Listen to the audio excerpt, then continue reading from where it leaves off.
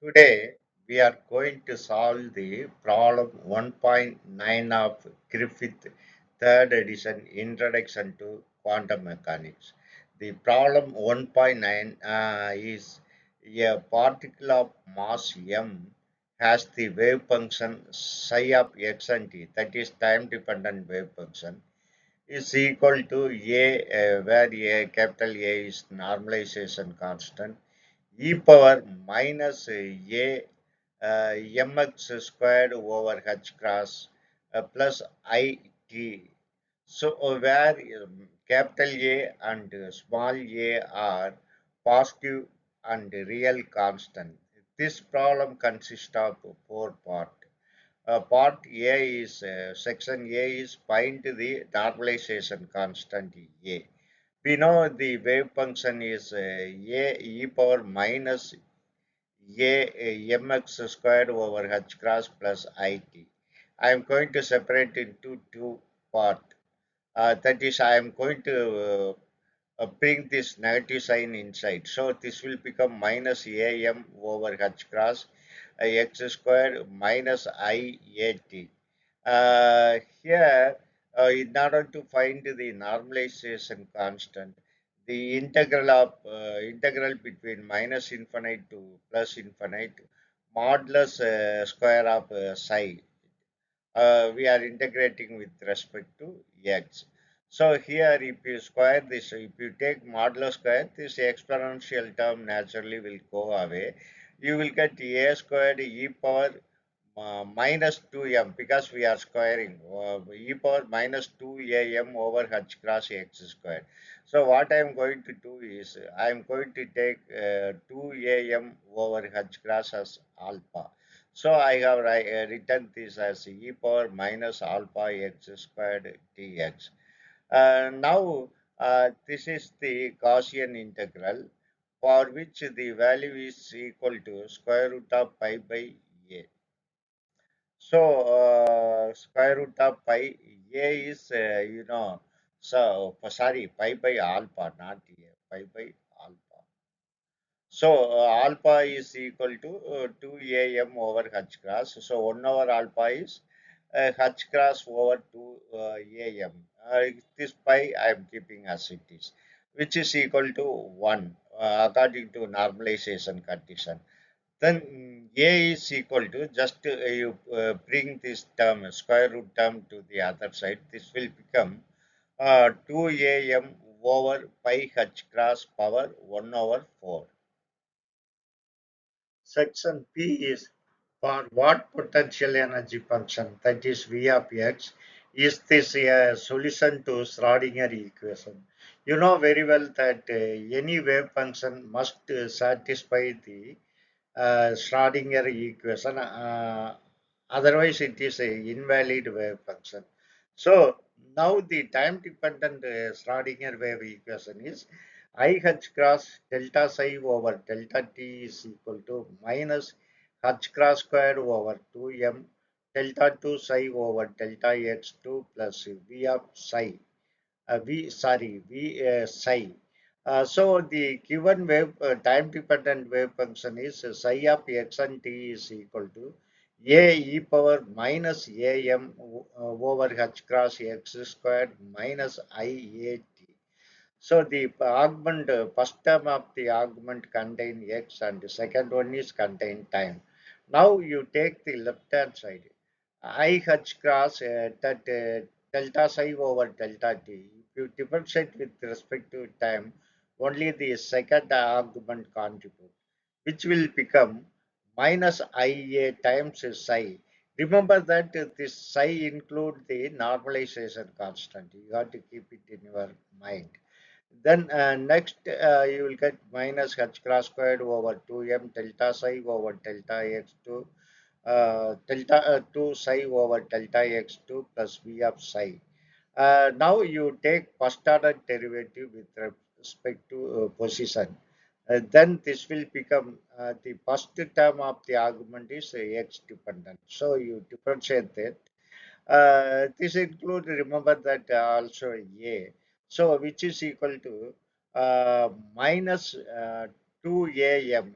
because if you differentiate x squared, it will become 2x. So this will become, if you differentiate this, you will get to minus 2am over h cross x psi. So this psi contains a, of course, plus v of psi. Now you differentiate this again. So now first you differentiate with respect to x. If you differentiate with respect to x, this x dx over dx will be 1. So this will become minus 2am over h cross. Now you differentiate with respect to psi. Then you will get minus 2am over h cross x psi. So if you differentiate with respect to psi, again you will get this term. If you multiply, already you have minus 2am over h cross x. So if you multiply with minus 2am over h cross x, you will get plus 4a squared m squared over h cross squared x squared. I'm taking psi outside the bracket. So plus v psi. This is our relation. Left hand side you have HA psi. Now we got this expression. What we are going to do is, in the right hand side you bring minus h cross squared over 2m inside the bracket. So the first term minus of minus will become plus, and 2m will get cancelled with this 2m, and h cross square will get cancelled with this h. So this will become h cross. So the first term will be plus a h cross. What about the second term? This h cross square will get cancelled with this h cross square, and 2m will get cancelled with this m squared, which will become just m, and 2 will get cancelled with this 4, you will get 2. So you will get 2a squared m x squared is, I have taken psi outside as usual, plus v multiplied by psi. So this can be written as, you keep v as it is, v the same side, you bring this to other side, which I have shown in the rectangular box. So this will become v psi is equal to ha psi minus this one, a h minus 2a squared m x squared psi. Here you can see this and this will get cancelled. This is plus AH, of course, with the psi will get cancelled. So only thing is minus of minus, this plus 2a squared m x squared psi. So which resembles the harmonic oscillator potential. So this is the valid potential in order to have a solution to this time dependent Schrödinger equation. Here, I like to remind you that we have seen what is actually this. This is equal to the derivative minus h cross square over 2m delta 2 over delta x2 psi. So that's what we have taken and we obtained this. So minus h cross square over 2m delta 2 psi over delta x2 is a h cross minus 2a squared m x squared psi. You remember that we are going to use it in later stage. Now we will see the section C and D. Section C is calculate the expectation value of x, x squared, p and p squared. Also section D is find sigma x and sigma p. Is their product consistent with the uncertainty principle? These are the questions to be answered. The expectation value of x is, you remember that this is a Gaussian wave function. Initially, let us say it is centered around 0. So equal, you have symmetry from the peak value to left hand side and right hand side. So the average value must be, that is expectation value of x must be 0. Even if there is a shift, it withhold the symmetry. So this is a expectation value of x at any time is equal to 0. Since the expectation value is 0, same thing will be hold good for the expectation value of p, which is equal to 0. Now you find the sigma x squared, which is by definition expectation value of x squared minus the expectation value of x whole squared. This will be 0, we know. So this is equal to the expectation value, sorry, sigma x squared is equal to the expectation value of x squared. So using standard Gaussian integral, the expectation value of x squared is equal to 1 over 2 alpha. It's a well established relation. That is, this spread is 1 over 2 alpha. That means sigma x squared is equal to, we have seen expectation value of x squared, which is equal to 1 over 2 alpha. We have seen that sigma x squared is equal to expectation value of x squared, which is equal to 1 over 2 alpha for Gaussian function. Similarly, what is sigma p squared? Sigma p squared is expectation value of p squared minus expectation value of p whole squared. For Gaussian function, the expectation value of p is equal to 0. So naturally, sigma p squared is equal to expectation value of p squared. The expectation value of p squared is by definition, you know that is when p operator act on psi, the operator p squared operator act on psi, you will get that is minus h cross squared delta 2 over delta x to psi, because now we are taking the p squared operator.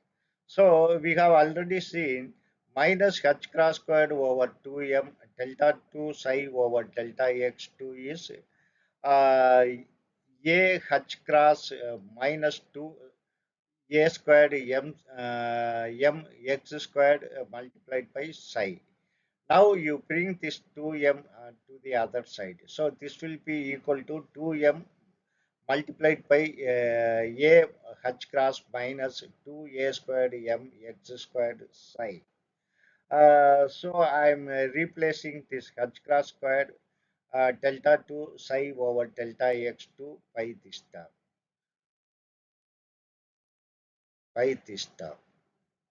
So I have replaced. So if you bring this 2m inside, you will get 2m a h cross, and already there is a squared m. So this will become already 2 also there. This will become 4 a squared m squared x squared multiplied by psi. So now the expectation value of p squared is equal to, uh, you would take h cross squared outside. If you take h cross squared outside from this, then you will get to 2ma over h cross, because I am taking h cross squared outside. So then in the second term, you will get 4m squared a squared over h cross squared multiplied by x squared. You know, by definition, this is alpha, and this one is alpha squared. So this can be written as h cross squared multiplied by alpha minus alpha squared x squared. This is the uh, expectation value of momentum square. Just now we have seen the expectation value of p squared is equal to h cross squared multiplied by alpha minus alpha squared x squared. X squared is nothing but the expectation value of x squared. So this will become expectation value of p squared is equal to h cross squared alpha minus alpha squared expectation value of x squared. Also, we have seen the expectation value of p squared is equal to sigma p squared because expectation value of p is 0. So now you can write sigma p whole squared is equal to this one. H cross squared alpha, H cross squared alpha squared, this expectation value of x squared, we have already seen it is 1 over 2 alpha. So this is 1 over 2 alpha. Now this alpha and this alpha squared will get cancelled, which will become alpha. So here you have H cross squared alpha, here also H cross squared alpha. So you can take out as a common parameter. Then first term is 1 and this is minus half, which is equal to 1 over 2 H cross squared alpha. Then what about the product? Sigma x squared multiplied by sigma p squared is sigma x squared is this one 1 over 2 alpha and sigma p squared is equal to 1 over 2 alpha h cross squared. So now you can cancel this alpha and this alpha. Then this will become h cross squared over 4, which is equal to, if you take square root, sigma x into sigma p is equal to h cross over 2, which satisfy the Heisenberg Uncertainty Principle. Thank you very much for watching my video. If you find this video helpful, like it and subscribe it in order to get my updated video. Also, you can join my channel in for the growth of my channel. Thank you very much. Thank you.